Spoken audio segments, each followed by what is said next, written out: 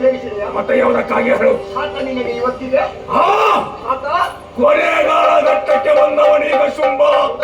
ಇನ್ನು ಮುಂದೆ ಏನಾಗ್ತದೆ ಅಂತ ಗೊತ್ತಿಲ್ಲ. ನಿನ್ನೆಯ ಮನ ನಿಷ್ಠೆ ಮೇಲೆ ನೀನು ಪಾಲಕ, ನಾನು ಸೇವಕ.